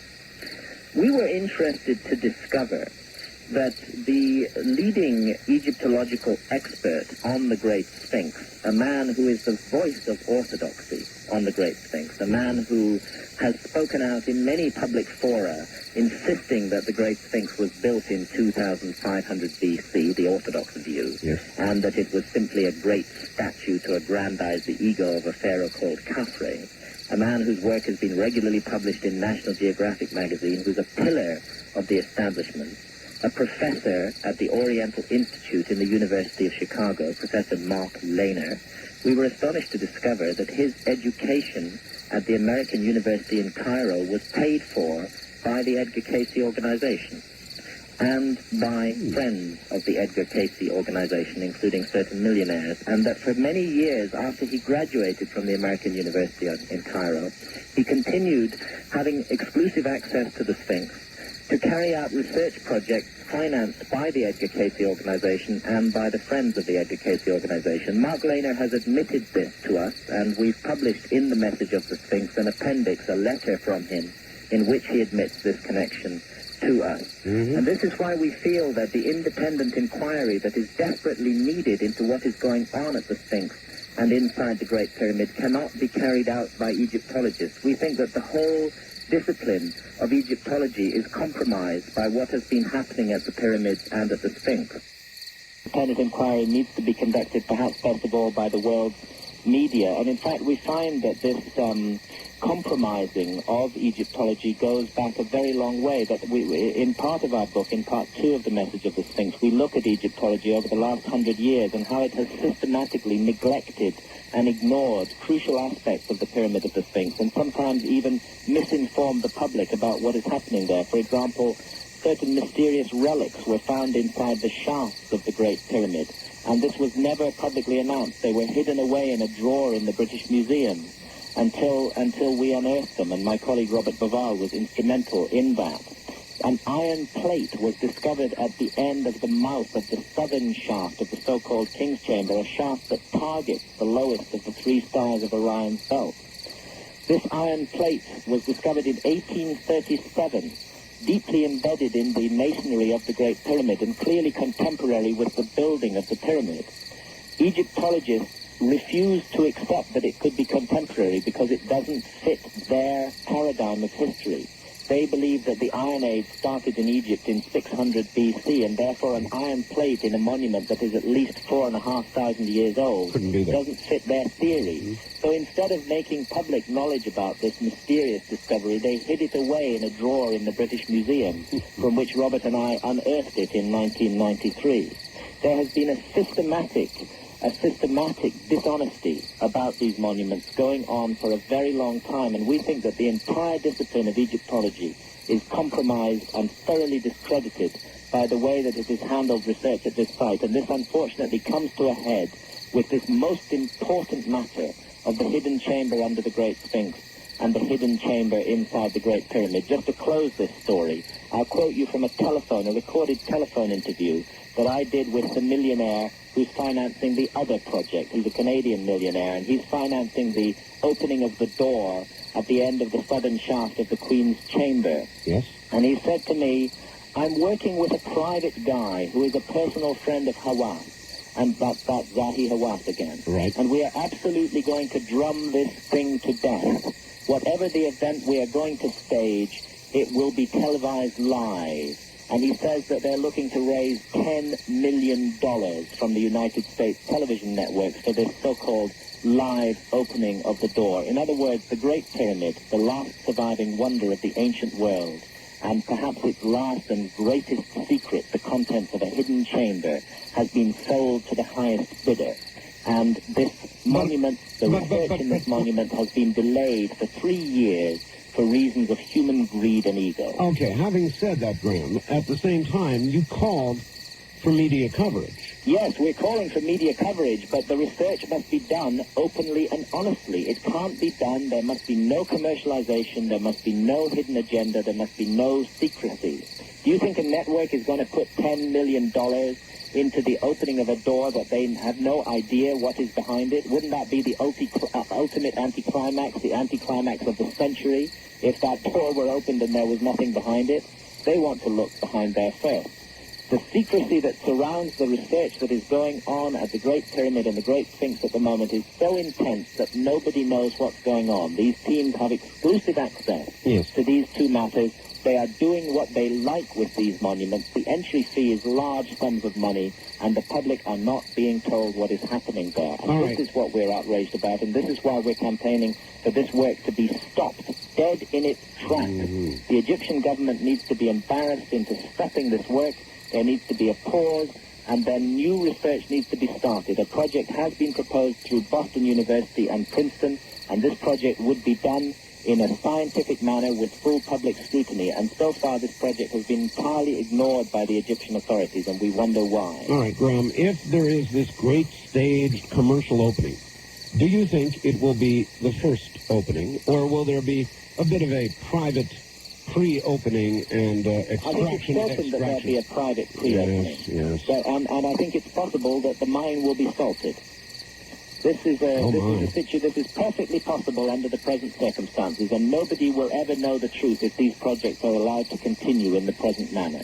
This is what is so disturbing about this. That's a very serious charge. The mine would be salted. It is possible that the mine will be salted. And the individual who, it is possible. I'm saying it's possible that it will be salted. And what would you... The secrecy. Yes, and what would you imagine they would salt it with? Well, let me tell you that Rahi Hawass, the individual who has been involved in granting these licenses, recently made an announcement in the Egyptian press concerning the work that is being done around the Sphinx and the secret tunnels under the pyramid plateau. And he said that he expected them to find a large statue of the pharaoh Khafre there. The pharaoh who is favored by Egyptologists. So you think it's being chiseled out as we speak? I'll leave it to our listeners to make up their own minds on this matter. But unfortunately, the situation has just become so messed up by all these worst aspects of human nature, by greed and ego and secrecy and power, that we aren't going to get the truth unless the work is stopped and the project is started again in a clean and honest and open manner. All right. There are many people who think that, for example, Rome, the Pope,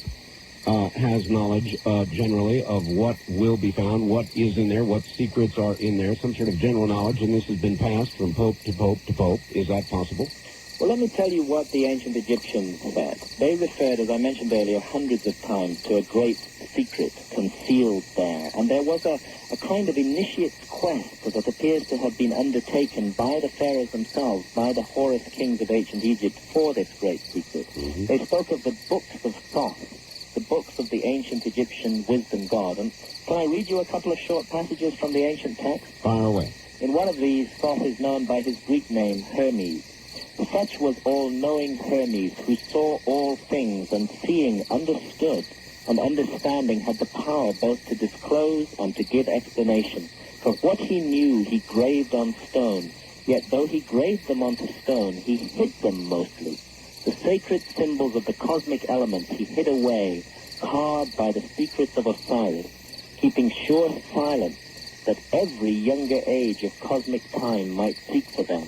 And in another passage, Thoth, the god of wisdom, speaks of his holy books that he has concealed at Giza, and he says, O holy books, who have been made by my immortal hand, by incorruption's magic spells, free from decay, throughout eternity remain, and incorrupt from time, become unseeable, unfindable, for everyone whose foot shall tread the plains of this land, until old heaven doth bring forth meet instruments for you. What instruments, we wonder, might lead to the recovery of unseeable and unfindable secrets concealed at Giza? Could it be ground-penetrating radar, seismic equipment, a robot with a video camera mounted on the front of it? The last passage that I'll read you is just 3 lines long, and it speaks of the ancient name by which Giza was known, which was Rostau. And Rostau means, and it's very mysterious, it means gateway to the stars. This is the sealed thing, which is in darkness with fire about it, which contains the emanation of Osiris, and it is put in Rostau. It has been hidden since it fell from him, and it is what came down from him onto the desert of sand. It means that what belonged to him was put in Rostau. Hundreds of references in the ancient Egyptian text speak of a great secret concerning the divine origins of their civilization, written records that refer to that time and that refer to the mystery of the meaning of life and of life after death associated with the god Osiris. I think that what's hidden there is a matter of extraordinary importance for mankind today, and that's why I feel so passionately and so strongly about what is happening at that site. I understand. A contemporary caveat for you. Did you see a movie called Stargate? Yes, indeed. I saw Stargate. Good. I saw the first 12 minutes of Stargate, which are about the only minutes of the film that are really any good. Mm-hmm. And in those 12 minutes, the researchers of that film had clearly got into the latest work because they spoke of the connection with the Orion correlation. Exactly. And they spoke of the geological weathering of the Sphinx. So that film, in a way, was up to date. And we find it interesting that they called the film Stargate because not many people know that Rostau, the ancient name for Giza, does literally mean gateway to the stars. That was going to be my question, Graham. Might, along with whatever else may be there, might there in effect be a gateway? We think that this is precisely what the monuments are. They are a gateway to the stars. They're a gateway to this region of the heavens that the ancient Egyptians called the Duat. They're an interface between this material life and the life beyond death that the ancient Egyptians believed was experienced in that region of the sky through which the soul had to dwell, to travel. A physical interface, extraordinary monuments with a transformatory capacity on the human mind that can lift the mind out of the body, lift spirit out of matter, help us to realize what we really are. Yes, they are a gateway to the stars. Should we have such a thing, Graham? Well, we do have such a thing, and it was created with extraordinary intelligence and skill, and it was created for a purpose. And those chambers, so cleverly and cunningly concealed beneath the Sphinx and inside the Great Pyramid, were meant to be found, so that every younger age of cosmic time might seek for them, as the ancient texts say. Right. They were meant to be found. Right, let me rephrase the question. Do you believe we're ready to find them? I think if there were ever a time when mankind needed this wisdom that is hidden there, this legacy that the ancient Egyptians themselves inherited, this ancient legacy of wisdom and knowledge, that time, really, a power of evil is afoot in the world, which is trying to persuade all of us that life has no meaning. And that's why there's so much viciousness and cruelty and hateful behavior in the world today. We need this knowledge, we need this wisdom now, and it is there, and people foresaw this long ago. All right, Graham, hold on. It sounds to me a lot like what I call the quickening, economically, politically, socially. Every single avenue of human endeavor that you can measure these days is worsening, quickening, becoming harder to deal with, harder to understand. Life these days means increasingly less as events begin to move faster and faster and faster. Graham Hancock back in a moment. I'm Art Bell, and this is CBC. Back now to Graham Hancock. Graham, are you there? Yes, I'm still here, fading fast. It's getting close to 4 in the morning here, and I've got to get up in about 2 hours, but I'm still here. Oh, my. All right, Graham. So all this incredible information may be below the Sphinx, may be contained yet in the pyramids. I've got to ask you about the Ark of the Covenant. Yeah. You believe that it is real, it is locatable. My first book in this series of books, and they are a series of books during which I have personally developed as a researcher and during which I've undergone transformatory experiences that have changed my whole way of looking on life. My first book that plunged me into this huge area of mystery was The Sign and the Seal. Right. Before that, I was a correspondent for The Economist. I was a hard-edged journalist. I was interested in politics, wars, famine, economics, that kind of stuff. And I was an investigative researcher, and just by the sheerest luck, by luck in my life, I came across the Ethiopian claim to possess the Ark of the Covenant. And this claim led me into the realm of mystery that brought me to the pyramids and finally to this story that we tell in the Message of the Sphinx and that I preceded with Fingerprints of the Gods. But the Ark of the Covenant was the beginning of it all for me. Right. And in order to follow up the Ethiopian claim to possess the Ark of the Covenant, I had to try to understand what this mysterious object really is. I had to go into all the ancient accounts that speak of it, the accounts in the Bible and many, many accounts outside the Bible. There are more than 200 references to the Ark of the Covenant in the Bible before the time of Solomon. And after the time of Solomon, it is almost never spoken of again, and all the references to the Ark describe a most extraordinary and mysterious object. Would you, if you could, open it? No, I would not. I would not. I have studied this matter very closely. I began to wonder what the Ark is, what it really is. When I came at last at the end of my long journey, which brought me through Egypt, across the deserts of the Sudan, during the Ethiopian Civil War in 1991, and finally up into the highlands of Ethiopia to the city of Aksum, and at last to the monastery at the heart of which stands the sanctuary chapel in which the Ethiopians claim that the Ark of the Covenant is kept, I was determined to get inside that chapel and see the Ark.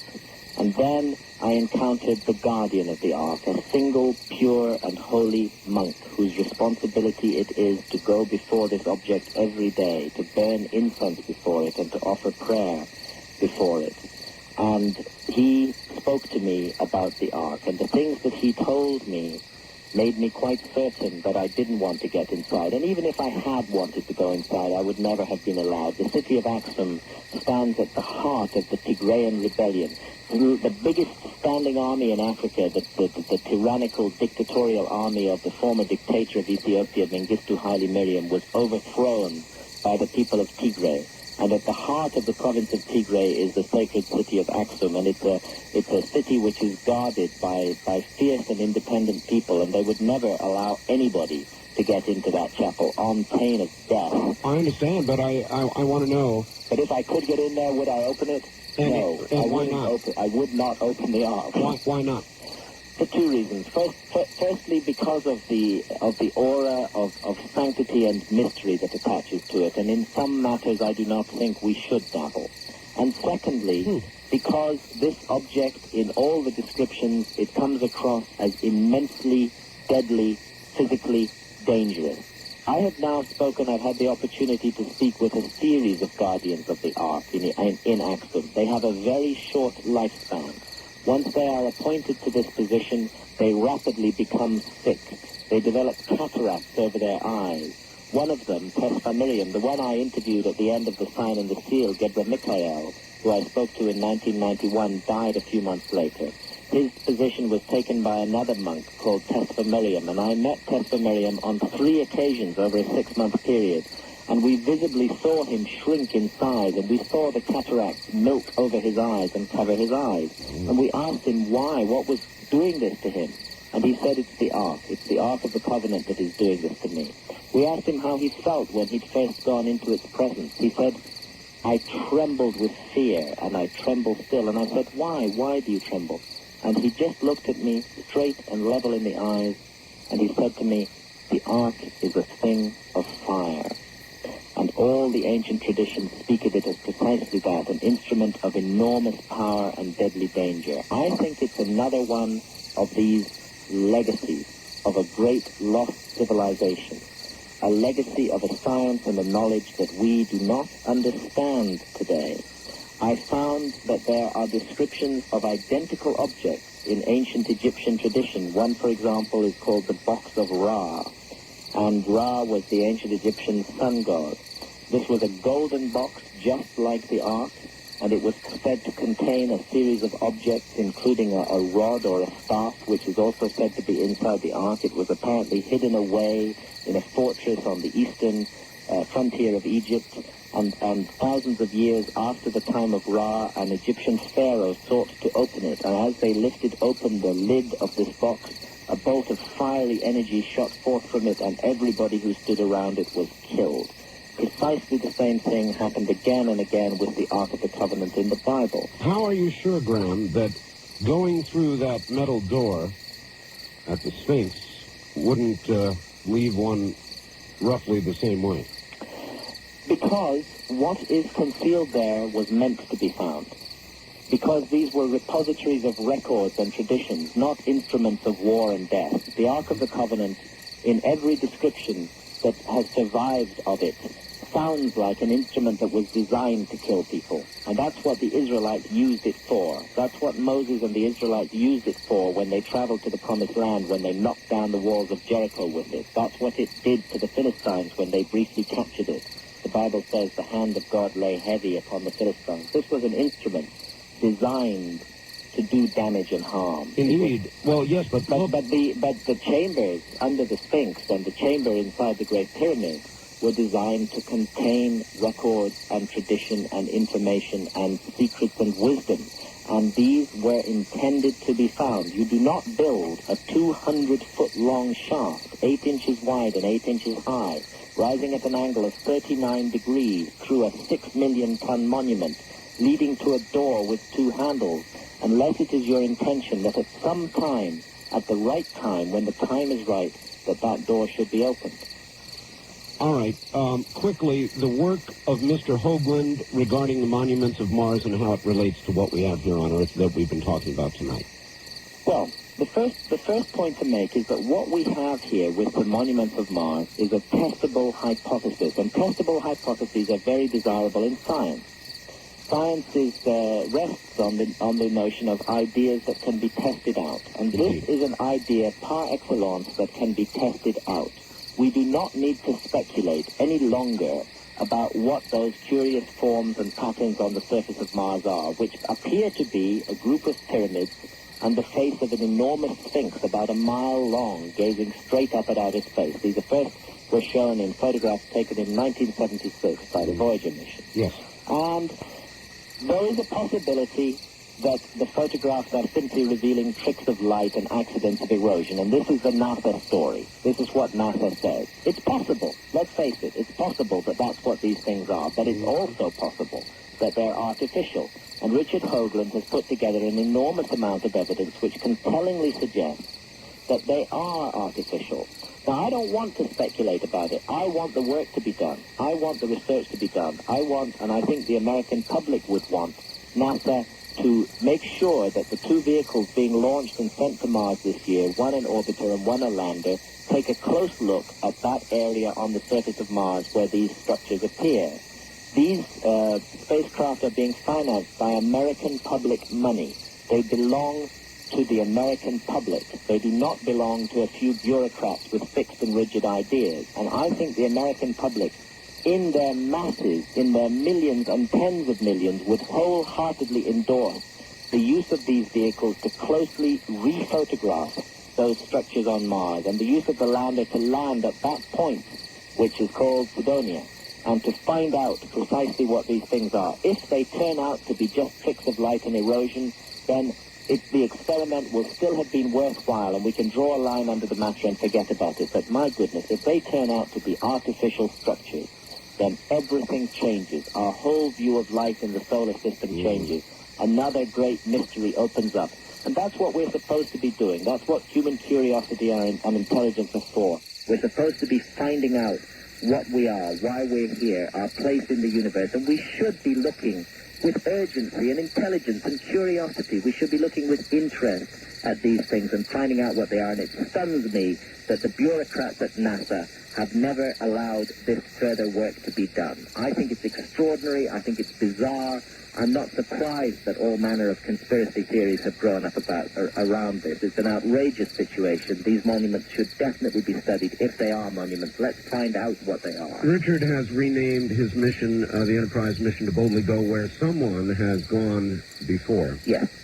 And that would make sense. Now, Richard and I find common ground not just on the matter of suppression of knowledge. Yes. At the Giza site and and in the issue of the monuments of Mars, but also in another intriguing possibility, that we may not be looking at the work of extraterrestrials here.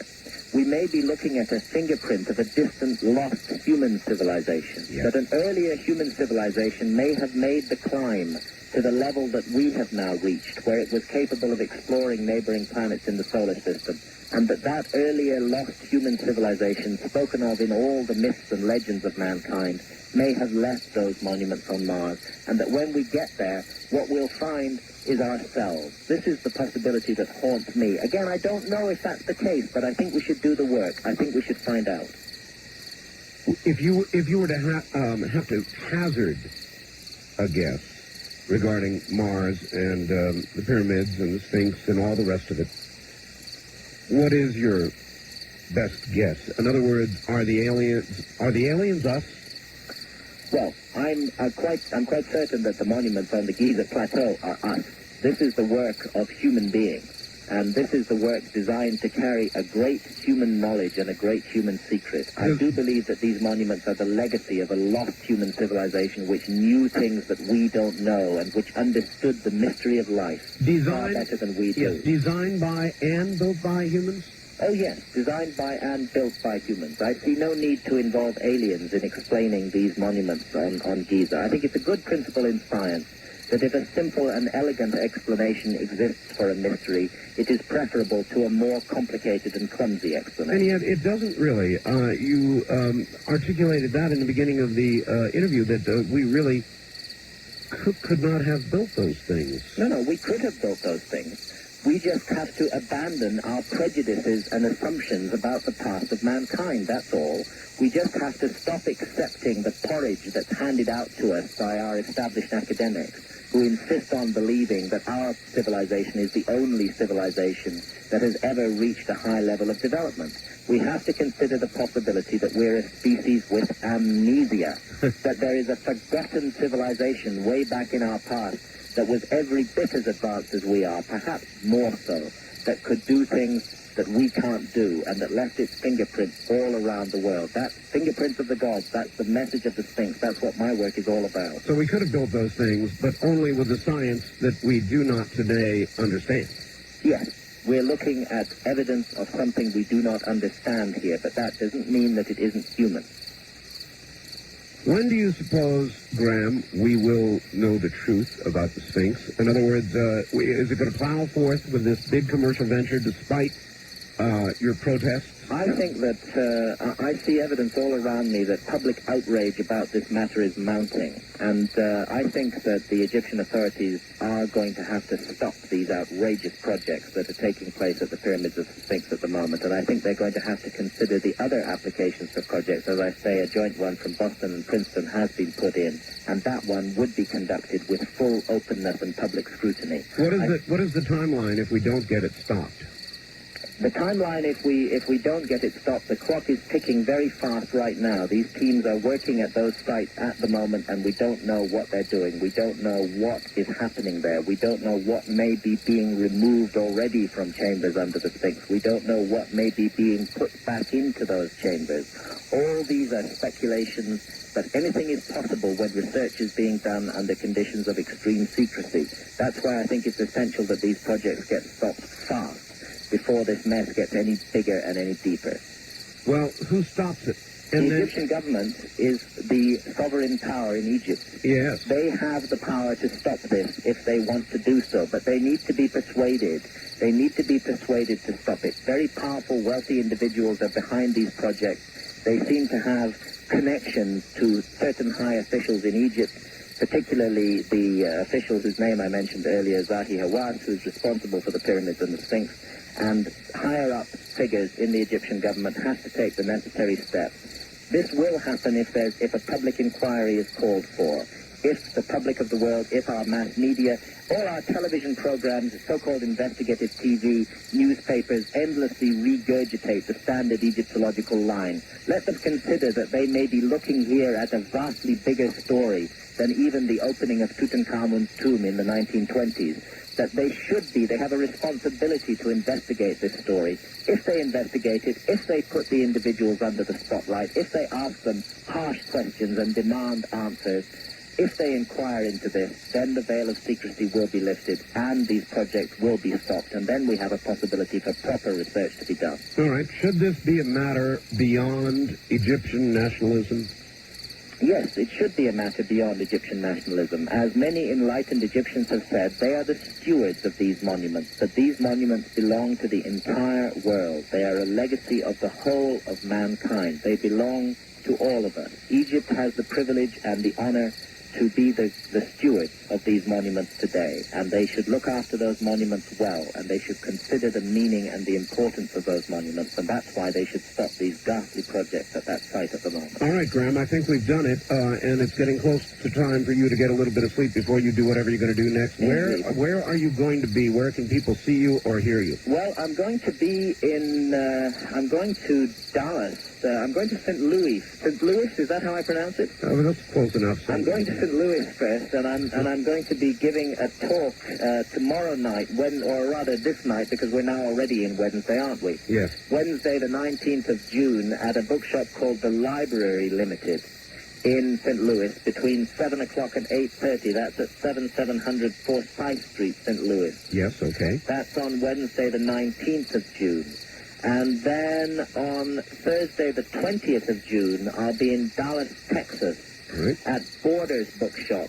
And I'll be giving a talk. Again, these talks are given with slides, and I give a detailed exposition of the content of the message of the Sphinx. And at all these talks, I make a detailed announcement, more detailed than I can do here on the radio for legal reasons, a detailed announcement concerning what is exactly happening at the pyramids and the Sphinx today as we speak. So the talk I'll be doing at Dallas will be between 7 o'clock and 9 o'clock at night on Thursday, the 20th of June at Borders Bookshop, and that's 10720 Preston Road, Dallas, Texas. And so that's Thursday, the 20th of June, and then Wednesday, the 19th, I'll be in St. Louis at the Library Limited, 7700 Forsyth Street. And then I'll also be doing a talk in Los Angeles a few days later, and I'm just trying to dig that one out. All right. Well, we're almost out of time. Yeah, I'll be doing a talk in Los Angeles.